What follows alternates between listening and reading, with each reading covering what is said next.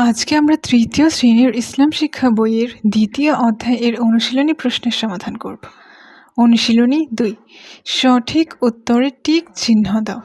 কত খ্রিস্টাব্দে মহানবী হজরত মুহাম্মদ সাল্লাল্লাহু আলাইহি সাল্লাম জন্মগ্রহণ করেন? উত্তর 570 খ্রিস্টাব্দে। নারীর অধিকার ও মর্যাদা রক্ষায় কে সর্বাধিক তাগিদ দিয়েছেন? উত্তর হজরত মুহাম্মদ সাল্লাল্লাহু আলাইহি ওয়াসাল্লাম। মহানবী হজরত মুহাম্মদ সাল্লাল্লাহু আলাইহি ওয়াসাল্লাম কেমন স্বভাবের মানুষ ছিলেন? শান্ত ও বিনয়ী। ইসলামের ত্রাণকর্তা কাকে বলা হয়? হজরত আবু বকর রাদিয়াল্লাহু তাআলাকে। হজরত আবু বকর রাদিয়াল্লাহু তাআলা কেমন স্বভাবের ছিলেন? সহানুভূতিশীল। আমি সঠিক কাজ করলে সহযোগিতা করবেন আর বিপথগামী হলে সতর্ক করবেন, এ কথা কে বলেছেন? হজরত আবু বকর রাদিয়াল্লাহু তাআলা। শূন্য স্থান পূরণ। মহানবী হজরত মুহাম্মদ সাল্লাল্লাহু আলাইহি ওয়াসাল্লাম একজন উত্তম আদর্শ সম্পন্ন মানুষ ছিলেন। মহানবী সাল্লাল্লাহু আলাইহি ওয়াসাল্লাম তার দুধমাতা হালিমা রাদিয়াল্লাহু তাআলাকে দেখামাত্র দাঁড়িয়ে সম্মান জানাতেন। হযরত আবু বকর রাদিয়াল্লাহু তাআলা ছিলেন ইসলামের প্রথম খলিফা। হযরত আবু বকর রাদিয়াল্লাহু তাআলা ছিলেন দানশীল, দয়ালু ও পরোপকারী মানুষ। হযরত আবু বকর রাদিয়াল্লাহু তাআলা পবিত্র কুরআনকে একত্রিত করে প্রকাশ করার উদ্যোগ নেন। বাম পাশের সাথে ডান পাশের মিলকরণ। বাম পাশ, ডান পাশ। ক, প্রাচীন আরবে কন্যা শিশুদের জীবন্ত কবর দেয়া হতো। মহানবী সাল্লাল্লাহু আলাইহি ওয়াসাল্লাম এর গুণাবলী আমাদের জন্য আদর্শ। ধৈর্য ও দক্ষ নেতৃত্বের জন্য হযরত আবু বকর রাদিয়াল্লাহু তাআলা এর নাম উজ্জ্বল হয়ে থাকবে। মহানবী হযরত মুহাম্মদ সাল্লাল্লাহু আলাইহি ওয়াসাল্লাম এর হাতে হাজরে আসওয়াদ প্রতিস্থাপিত হয়। তাবুকের যুদ্ধে ব্যয় করার জন্য হযরত আবু বকর রাদিয়াল্লাহু তাআলা সমস্ত সম্পদ মহানবী সাল্লাল্লাহু আলাইহি ওয়াসাল্লাম এর হাতে তুলে দেন। শুদ্ধ অশুদ্ধ নির্ণয়। হযরত মুহাম্মদ সাল্লাল্লাহু আলাইহি ওয়াসাল্লাম ছিলেন অসীম ধৈর্য ও দৃঢ় মনোবলের অধিকারী। শুদ্ধ।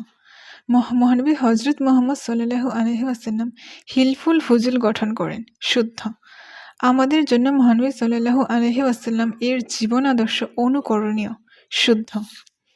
হযরত আবু বকর রাদিয়াল্লাহু তাআলা গরিব ও অসহায় মানুষদের সহায়তা করতেন। শুদ্ধ। হযরত আবু বকর রাদিয়াল্লাহু তাআলা রাষ্ট্রীয় কোষাগার থেকে অনেক বেশি ভাতা নিতেন। অশুদ্ধ। সংক্ষিপ্ত প্রশ্ন। ক, নবী ও সাহাবীগণের জীবনযাপন সম্পর্কে জানলে আমাদের কী লাভ হয়? উত্তর, মহানবী সাল্লাল্লাহু আলাইহি ওয়াসাল্লাম ও সাহাবীগণের জীবন আদর্শ আমাদের জন্য অনুকরণীয় ও অনুসরণীয়। তাদের জীবনযাপন সম্পর্কে জানলে আমরা সে অনুযায়ী জীবন পরিচালনা করতে পারব।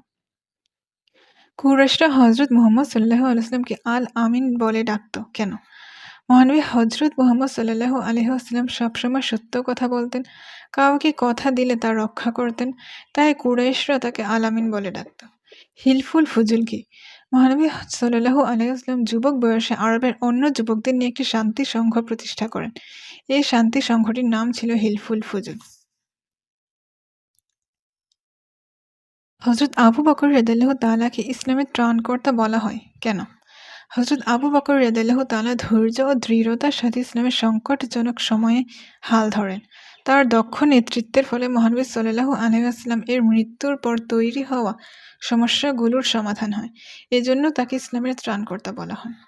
হযরত আবু বকর রাদিয়াল্লাহু তাআলা কেমন গুণের অধিকারী ছিলেন? হযরত আবু বকর রাদিয়াল্লাহু তাআলা দানশীল, দয়ালু, পরোপকারী, ধৈর্যশীল ও বিচক্ষণ গুণের অধিকারী ছিলেন। বর্ণনামূলক প্রশ্ন। নবী রাসূলগণের জীবনচরিত্র জেনে কিভাবে তাদের আদর্শ অনুসরণ করবে তা লেখো। নবী রাসূলগণ ছিলেন অনুকরণীয় আদর্শের অধিকারী। নবী রাসূলগণের জীবনচরিত্র জেনে আমরা যেভাবে তাদের আদর্শ অনুসরণ করব তা হলো সবসময় সত্য কথা বলবো, পরিশ্রমী হব, কাজে কোনো ধরনের অলসতা করব না, কাউকে কথা দিলে তা রাখার চেষ্টা করব, মানুষের সাহায্য সহযোগিতা করব, সকল নারীর প্রতি সম্মান দেখাবো, ছোট বড় সবার সাথে ভালো ব্যবহার করব। মহানবী সাল্লাল্লাহু আলাইহি ওয়াসাল্লাম এর আদর্শ কিভাবে অনুসরণ করবে তার একটি তালিকা তৈরি করো। মহানবী সাল্লাল্লাহু আলাইহি ওয়াসাল্লাম এর আদর্শ যেভাবে অনুসরণ করব তার একটি তালিকা নিচে দেওয়া হলো।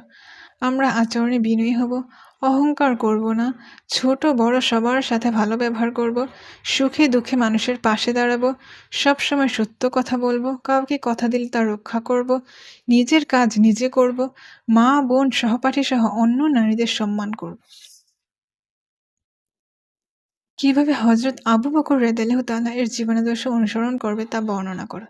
হযরত আবু বকর রাদিয়াল্লাহু তাআলা অনুকরণীয় ও অনুসরণীয় আদর্শের অধিকারী ছিলেন। আমরা তার জীবনাদর্শ জেনে যেভাবে অনুসরণ করব তা নিচে উল্লেখ করা হলো।